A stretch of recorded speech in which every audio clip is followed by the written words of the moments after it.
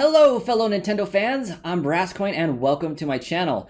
I'm excited to do this analysis trailer as I was extremely late for the first Breath of the Wild 2 teaser trailer, to analyze it, to put my input into the internet and to see what you all think of it. So I'm excited to do this analysis of the second Breath of the Wild 2 teaser trailer. Let's dive right into the meat of it and take a look at the trailer.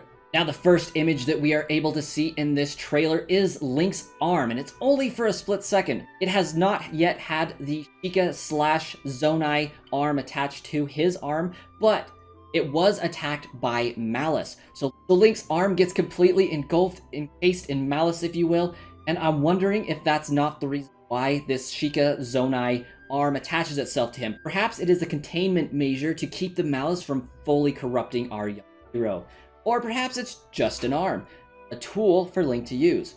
But let's go to the next part of this trailer to see what else happens. In the next clip, we briefly see Ganon for a split second, and his eyes are lit up in that orange fashion of demise. And just look at that posture, that pose. It looks like he is finally snapping awake, coming to, and starting to rise from his containment in that horribly painful looking back arcing position. Not much is shown other than that, but he is definitely alive. You can briefly see, depending on where you pause the trailer, what looks to be like a cavernous hole that has been healed over in some form where his stomach is. It looks like a sword penetrated there, so more evidence for it being Ganon from Twilight Princess. So we'll see if that is in fact a true theory. I want it to be, and I'm excited if it is, but man, that definitely looked like a sword went through him and it healed over. Let's move on to the next clip. The very next part of this trailer, we can see Princess Zelda falling. And it looks like it's quite the big fall. And if you recall to the original teaser trailer, Zelda slips on the ground as it's crumbling, and Link reaches out to catch her. Just then you see the hand grab Link's. Now that I see these two and think of them in conjunction with one another, I'm fully on board with as Link reaches out to grab Zelda, he too slips, and the hand is only able to save him. So putting those two things together, that's something that I speculate analyzing this trailer. Needless to say though, Zelda does take quite the fall, so I don't think at this point Zelda's going to be a playable character in tandem with Link, unless she's helping out from the depths below. Given that she's separated from Link, and Link is seen later on doing his own thing, I would imagine that Ganon does capture Princess Zelda after that fall, if she survives. But as Zelda, they're not going to kill her off, I'm sure, so she will more than likely survive the fall. The very next clip is my personal favorite. In typical Skyward Sword fashion, we have what looks to be the Breath of the Wild 2 Link diving from the sky onto a landmass down below. In my initial thoughts here, as I was looking at this in a trailer, I thought of Skyloft. Obviously, he's in the sky, it's land, but just look at the map down below. It kind of looks like that riverish lake that we see in Skyloft, with the trail leading on up to the statue of the goddess.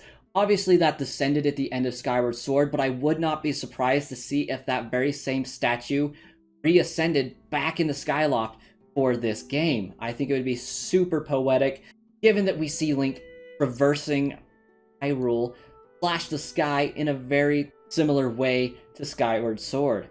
And with Skyward Sword being released, and then Breath of the Wild, and then Skyward Sword being re-released, I would love it if Breath of the Wild 2 took that connection to the next level, but we'll see what the landmasses are when we actually get to play the game. But something interesting to note in that same vein is Link also paraglides from one point to the next while in this sky area, so I would not be surprised if instead of using the loft wing mechanic that Skyward Sword used to traverse from one island to the next, used a combination similar to Rivali's Gale to ascend to a higher altitude and skydive from that altitude, or paraglided from that altitude onto a platform that is lower to traverse through the sky.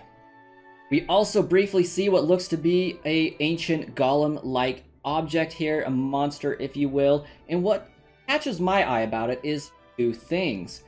First and foremost, if you look at its shoulder pads, the crystal, the white crystal if you will, it looks like a Sheikah tear. A Sheikah symbol upside down, of course. You have the teardrop of the white crystalline structure, and then of course the earring that looks to be hanging from the side of its head. looks vaguely reminiscent of the Sheikah eye. It's got the 3 eyelashes, it got the dot in the middle, and it's vaguely the same. So I would not be surprised if this is Sheikah tech in some way, shape, or form, or reminiscent of the Wind Tribe ascending into the sky once Hyrule was established. The second piece of information that I thought of is look at what appears to be its white belt with a green buckle. The symbol in the middle looks almost exactly like the Dominion Rod, and as we know in Twilight Princess, we can use the Dominion Rod to control these golem-like objects. So, perhaps this monster isn't actually attacking Link, but is there to aid him in his journey as Link uses a Dominion Rod-like item. Perhaps his new arm abilities grant him that power through Sheikah Slate distillation, or perhaps he actually has a physical Dominion Rod and is using it there.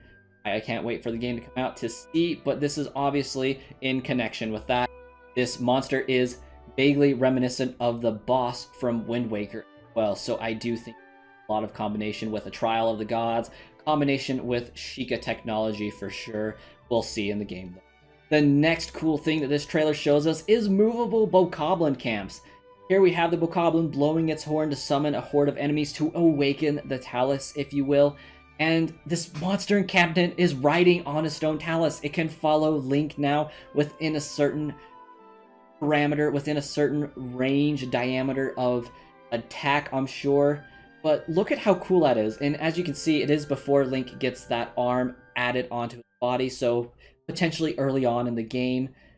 And Link also, once again, does not have the Master Sword, but he does have his typical Breath of the Wild hair. But that changes later on when he gets that arm added to his body. Now that we can actually see the arm, we can talk about it. Here we have pictured his arm, and there's white areas and then there's black spotches. Looks to me like Link has been in fact attacked by Malice, corrupting his arm, and this device attaches itself to him, perhaps to contain that Malice from corrupting Link entirely, or it's just there and that arm being there is what's causing this pattern to appear on Link's arm. However, in some of the shots, we are able to see that Link has black tendrils coming out from where that arm is attached. So I personally believe at this moment that this arm is there to protect Link, keep him safe from Ganon's Malice corrupting his body. Additionally, something to note is Link is lying down on a stone tablet once again in his underwear, so the experience more than likely knocks him out, and somehow he must be moved to an area where he can rest. No idea where that area is, but some of the symbols that I can immediately see look to be Gerudo in nature with their squiggles, but we can see if it's an entire language later on. I'm not that familiar with it, and we'll do a different video on it entirely if that turns out to be the case. But for now, there's language written on this stone circle. Link is lying down in what appears to be his underwear, so he is clearly knocked out to some degree and or in recovery mode. This Link clearly can't catch a break. This one is very interesting to me, as Link does not appear to be in possession of the Sheikah Slate, yet he is using a Sheikah-like ability. He is using Stasis. But what's even more interesting is he doesn't have to attack this ball to send it flying back at his enemies. Even more interesting than that, and I know I've said this a lot, the Triforce mark can be briefly seen upon the back of his hand as we slow down the frames and analyze it a lot closer. So I'm excited to see how they incorporate that into the Triforce, as Masked Nintendo Bandit and myself have both theorized that Zelda does not possess the Triforce in Breath of the Wild. Maybe not even a piece of it, but I am willing to say that there is a possibility that they both have a piece of the Triforce, especially if this is reminiscent from Twilight Princess Ganon, and as Hyrule Historia states, he does actually have a piece of the Triforce. I personally don't believe that, but it is looking to be that that is more the case. We'll see as this game comes out what they decide to do with it, and I will fully be happy to admit that my theory was wrong about that, and that Hyrule Historia is right. I have no issues doing that. However, theoriness aside, the Triforce mark can be seen on the back of Link's hand, so it is going to make a reappearance in the game, whether he is using power similar to Zelda's sealing powers, or whether he is actually using a power of the Triforce that he gains somehow throughout this game, we have yet to see. But interestingly enough, he doesn't appear to be in possession of the Sheikah / Zonai arm yet, so this power is coming from him or the Sheikah Slate that is just not seen, or the Triforce. So we'll see as the game comes out what they decided, but that's just initial analysis. The next information of note is that his shield is now an offensive weapon. He can not only use it to shield attacks from this hanging worm from the ceiling, but he can also use it to throw fire at the enemy. I think is extremely cool. Something of note is that the shield does seem to have a dragon head on the front of it, similar to Zonai, and it is glowing that green Zonai glow, so it's potential that that's the reason why Zonai has depicted dragons so much throughout their culture, is that their hero, if the theory is correct that the hero from Breath of the Wild Legend is in fact a Zonai representative, the hero having that dragon on his shield to attack and defend could be why the Zonai worship or reverence the dragon so much. But you can clearly see in this that the dragon is glowing green. The next important takeaway from this is we can see what appears to be a basic puddle chilling on the ground that reassembles into a teardrop formation. Whether that is a reversing play view or a forward playing view, we don't know yet. But if it is forward playing, that water assimilates up into the sky, and the next image we're shown is Link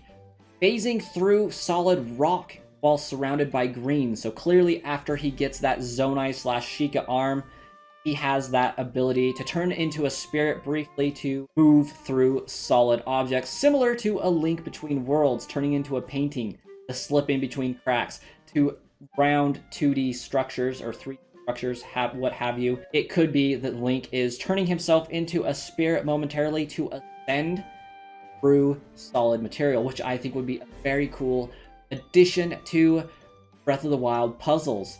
Have a solid wall before you, but you can turn into a spirit to walk through it, or this could just be the method that he uses to return to the sky. That drop of water and assimilating up into the sky through this solid stone. Something interesting of note is that his look has changed. He has that arm attached to his arm, the Sheikah / Zonai arm attached to his arm, and in this trailer we can see that his hairstyle changes. It becomes more dreadlock-like, like the Zonai helmet, like the original hero from the Hero of Legend in Breath of the Wild's tapestry. So he could have Zonai-like hair.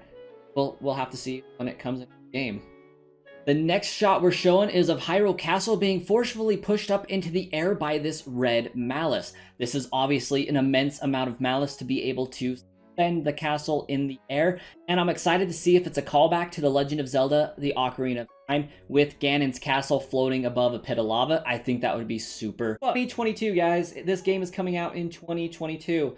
I personally think it's going to come out in March, so Nintendo can start off their fiscal year strong. Definitely likes to do that, and I would see it mirroring the release of Breath of the Wild Extreme. Wild came out in March on the Switch when it released. I would not be surprised to see this game come out at the same time.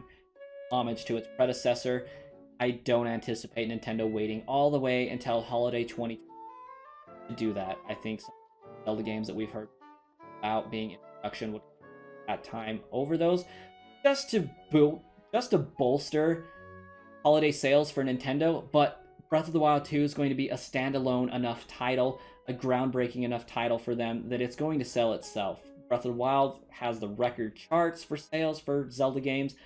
I don't anticipate Breath of the Wild doing it first, so they don't need to market it. They don't need the success of the holidays. People are going to go out and buy this game because of how good its predecessor was and its direct tie into it. Thank you guys so much for watching this video. If you liked my analysis, if you think I'm right about any of my theories, drop a comment down below and tell me what you think about Nintendo's latest trailer for Breath of the Wild 2. If you like this video, please help me out and click the like button to spread this around YouTube to other Zelda and Nintendo fans at large. And if you really enjoy my content and think I'm a personable person, consider subscribing to help my channel grow. I want to be able to theorize and bring these theories to you guys, my viewers, and get your input on videos. So thank you guys for watching, and leave me a comment.